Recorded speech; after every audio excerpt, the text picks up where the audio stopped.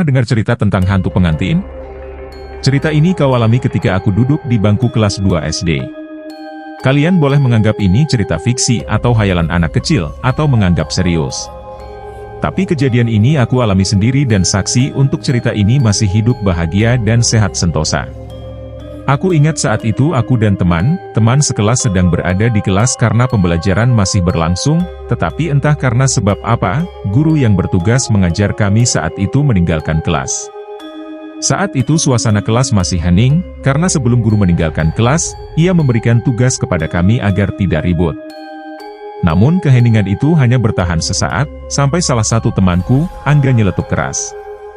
"Angga, kok bau bunga mawar sih?" Semua anak menatap Angga. "Aku, nggak bau kok." "Anak-anak," Angga cuma mengigau. Kelas kembali hening. Tidak ada yang menanggapi omongan Angga. Tak lama berselang, aku mencium bau bunga mawar yang sangat semerbak. Aku berbisik pada teman sebelahku, Santi. "San, kok aku nyium bau mawar ya?" "Kamu nyium nggak?" "Santi, nggak kok." "Kamu ketularan Angga ya?" Padahal bau mawarnya itu semerbak banget gan. Kayak bau bunga mawar yang dijual di pasar yang dipakai buat naburin kuburan baru. Ternyata nggak cuma Angga dan aku yang nyium gan. Temanku yang duduk di pojok belakang kelas juga menciumnya. Dia nyeletuk sama kayak Angga.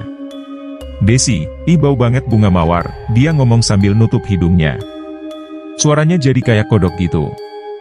Gegara suaranya yang kayak kodok, anak-anak sekelas ketawa semua.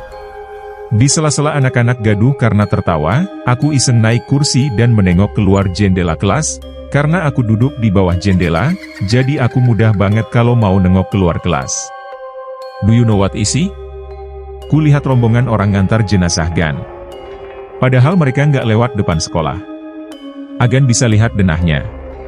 Seberang SDKU saat itu masih sawah-sawah. Jarak SD dan SMA kira-kira 400 m. Gak mungkin banget kan kalau sampai nyium bau bunga mawarnya. Tapi karena pada saat itu kami masih polos, jadi masih ngira bau bunga itu berasal dari jenazah yang digotong itu. Next day, tersebar rumor bahwa orang yang jenazahnya dibawa kemarin itu adalah calon pengantin. Ia pulang ke kampung halamannya untuk melaksanakan pernikahan. Namun, di tengah perjalanan pulang, ia mengalami kecelakaan, dan langsung tewas di tempat. Karena aku agak merinding dengar cerita itu, apalagi aku orang yang pertama kali nengok ke jendela dan melihat jenazah itu di bawah, nyaliku agak menciut, dan memutuskan untuk duduk di bangku belakang agar bisa duduk bertiga. Jadi di kelasku waktu itu ada sepasang meja dan kursi satuan, ada juga meja panjang dengan bangku panjang. Untuk bangku-bangku panjang diletakkan di deretan kelas paling belakang. Kupikir dengan duduk dempet-dempetan aku ngerasa aman gan.